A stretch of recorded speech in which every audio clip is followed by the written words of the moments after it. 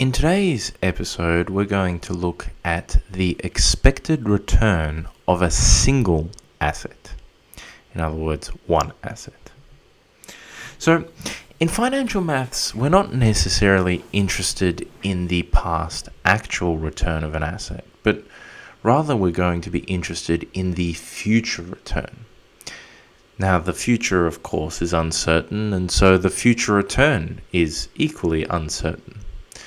And so what we're going to be dealing with, at least in this video, is we're going to be dealing with the concept of expectation of return, or expectation of future return, that is.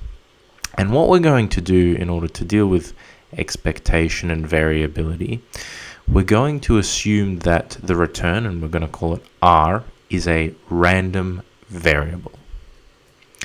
So if a return of an asset R is a discrete random variable, which has possible discrete returns in the set, and we call this omega R, then the expected return is given by, and we denote it by the symbol expected, or E of R, is equal to the sum across all expected returns.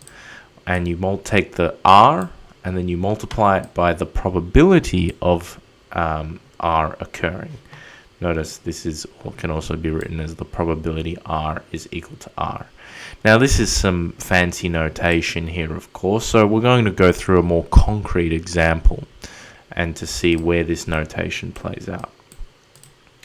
But effectively here what we're doing is for each possible return, we're taking that return, we're multiplying it by the probability that occurs, and we're summing across all the possible returns. So let's have a look at an example. Here, for example, we have an asset that has a 20% chance, or 20% probability, of returning 5%, a 30% chance of returning 10%, and a 50% chance of returning 15%. Notice here that we have 20% chance of outcome 1, 5%, 30% of outcome 2, chance of outcome 2, and 50% chance of outcome 3. So you notice if you take 20% plus 30% plus 50%, you get 100%, which means these are the only possible 3 options or 3 possibilities of return, at least in this constructed example. So now we're going to calculate the expected return. So here what we're going to notice here is we're going to again begin with a very mathematical way of defining our problem. We're going to say let R denote the random variable of the return of the asset. Now again, using that fancy notation, you'll recall that omega R represented the possible set of returns. So here what we're doing is we're effectively we're listing that set of returns. Notice again, they could get 5%, here's your 5% here. They could get 10%, here's your 10% here, or they could get 15% here. And again, we're going to use our fancy formula. So the expected return is given by, again, we've got the expected value of R is the sum across all possible returns of the return times its respective probability. And if we put this in perspective of our current problem, what we end up with is 5%, that's our return, times the probability that the return is 5%. That's our probability R equals R. We've got 10% times the probability that the return is 10%. 15% times the probability, it's 15%. And we substitute in some numbers here. Notice here the probability R equals 5% is 20%. That's from our first that's from our first little sentence there. 20% chance of 5%. Then we've got 10% return times the 30% chance of it occurring.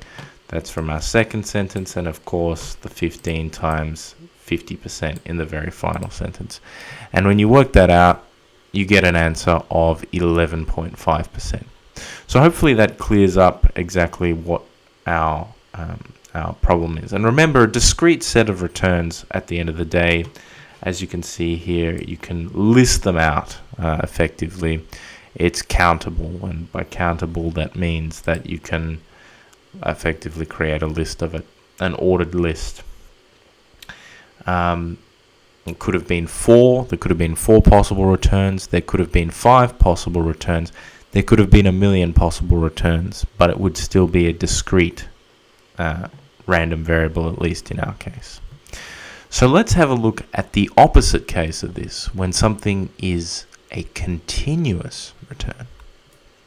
So in the equivalence, sort of an equivalent statement, but in the case of an expected return for a continuous random variable, you recall that the expected return, or the expected, effectively the expected value of a random variable, is the integral, instead of a summation, the integral across all possible values of that random variable.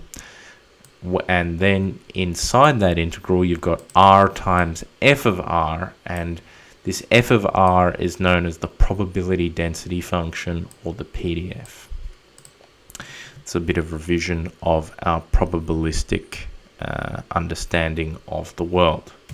So let's have a look at an example, and this is going to be an example which really stretches the limits of where we're going, or I suppose stretches your brain in some sense. It's going to be a difficult one, so strap yourselves in. I gave a sort of easy one at the beginning, but this one's going to be a bit difficult. So suppose the return of an asset has a probability density function given by f of r is equal to gamma of alpha plus beta over gamma alpha, gamma beta, times r to the alpha minus 1 times 1 minus r to the beta minus 1 for r is equal to 0 to 1. Note here, alpha and gamma are just some positive integers, and this for our purposes, this gamma of x function, gamma of x, is simply equal to x minus 1 factorial, and it's called the gamma function for integers x. It has a different expression actually for different values of, let's say, x. If x is, say, not an integer, it has an explicit value, but we're not going to cover that. Assume for this question that it's simply equal to x minus 1 for integers x. Now we've got to find the expected value of return of the asset in terms of these parameters alpha and beta. So this is going to require a higher level knowledge of calculus, but for those of you who might be astute mathematicians, you actually might recognize this distribution as the beta distribution. And if you know that it's the beta distribution, you can actually you might know of the answer already. But for this purpose, we're actually going to do the calculus. We're going to do the integral calculus of that function multiplied by r, and we're going to see a very interesting, let's say, a very interesting technique for evaluating integrals when it comes to probability density functions. So let's take a look. So we have that the expected return is the integral for all possible values of return integrated from r times the probability density function of r and integrated with respect to r. So now let's just substitute in what our information that we know is. So the first bit of information that we know, the possible range of r values, if we go back to the original question, is r is an integer between 0 and 1. So with that knowledge, we can actually change this r is an element of omega r. We can change that to an interval from 0 to 1. Of course, we've still got the r here. We've got the r times. Now what I'm doing is I'm expressing f of r, or the probability density function of the return distribution. I'm just substituting in our probability density function. Then our next step is an interesting one, but let's have a look. What you'll see here is, and it's a very simple arithmetic, is remember, as you recall, when you take r and you multiply it by r to the power of something else, remember this is r to the power of 1 effectively at the front. So if you remember your power rules, you just add the powers. So here you've got alpha minus 1, here is your alpha, and then you got your minus 1, but I've just added this plus 1 in the middle, and I've done that for a specific reason, which I'll show you in a sec. But just know that the power rules are here. Of course, you could cancel these out and you'd just be left with alpha, but there's a particular reason why I've done that. The next stage, and I'm going to do something a little bit tricky here. Now, the particular reason why I've done this, again, is I sort of want to make this look, this new function, or sorry, this not new function, but this combined function of r times the probability density function, I actually want to make it look like a new another recognizable probability density function. So I'm going to show you that in the next step. And this might freak you out, but I'm going to explain it in a good amount of detail, so you can understand what I'm doing here. So you can see here I had this r to the alpha plus 1, and if I just look at, again, back up here where we had our original probability density function, you noticed here if we had an alpha here in the r to the power of alpha minus 1, then we had an alpha here and an alpha here. So what I've done initially is wherever I've seen an alpha plus 1, wherever I've seen an alpha here, I've sort of put an alpha plus 1 implicitly here, and where I saw an alpha here, I saw an alpha plus 1 here. Now, okay, you might ask, well, that just looks like it's overcomplicating things, because then what I've done for clarity is, well, if I'm going to multiply this and I'm going to divide by this, then in fact what I've done is I've multiplied by the denominator here up the top. So if you were to cancel these out, they'd cancel out, the gamma of alpha plus 1. And if I were to cancel the numerator here, the gamma of alpha plus 1 plus beta, it would cancel out with the gamma of alpha plus 1 plus beta here. And then, of course, notice that originally we actually had gamma of alpha plus beta. Here is my original gamma alpha plus beta, and my original gamma of alpha, my original gamma of alpha is just there at the bottom. I've taken it out of the integral. I can do this because alpha and beta themselves are not dependent on the factor we're integrating with, or the variable we're integrating with respect to. So they can come out the front, and this is what allows that cancellation or scaling, or what you want to call it. Now, why have I done this? What is the purpose of this? Well, let's have a look at the next step. So let's just ignore this side. Well, actually, no, we're not going to ignore this side of things. We're actually going to explore this side of things a little bit in detail. So, what is gamma of alpha plus 1?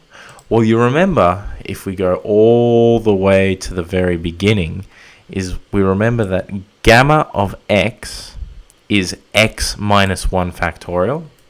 So if I were to go back to this case, what you have is gamma of alpha plus 1 is actually equal to alpha plus 1 minus 1 factorial, which is just alpha factorial, but you can write alpha factorial as alpha times alpha minus 1 factorial. So here what you can, and actually this is an iterative equation that you can get, is that alpha or gamma of x plus 1 is x times gamma of x. It's an iterative equation that you can use, and you can see how you might get there based on the factorial definition. Similarly, when you have gamma of alpha plus 1 plus beta, what you can rewrite that is as alpha plus beta times gamma of alpha plus beta. Again, noting that gamma of alpha plus beta plus 1 would be alpha plus beta factorial. And then alpha plus beta factorial can be rewritten as alpha plus beta times alpha plus beta minus 1 factorial, which in itself is alpha plus beta times alpha or gamma of alpha plus beta. Good, that was a bit of technical work there. So then the next stage is to recognize that this gamma of alpha plus beta can cancel with this gamma of alpha plus beta, and all you're left with is alpha over alpha plus beta. And then here what I want us to recognize, if I relabel alpha plus 1 as alpha star, then what I can do is then I can rewrite this, wherever I see an alpha plus 1, I can rewrite it as alpha star, alpha star, alpha star. Now, what's important here, and the whole reason why we've done this alpha plus 1, or we've tried to rewrite things in terms of alpha plus 1, at least in the integral, is that now what we have is a new integral which looks almost identical to the original probability density function, just with a reparameterization. But now, what's brilliant about this is that we know when we take the integral of a probability density function across all possible values of the random variable, that we just end up with 1.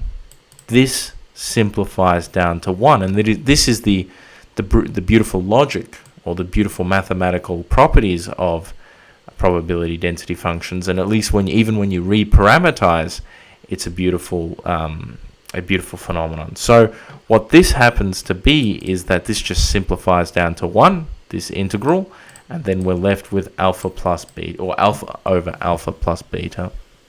And that is how you calculate the expectation. In fact, that is a proof of how you calculate the expectation of the beta function, but I thought it would be very interesting little side quest when we're dealing with these expectations, and a difficult one for that at that. So thank you for listening.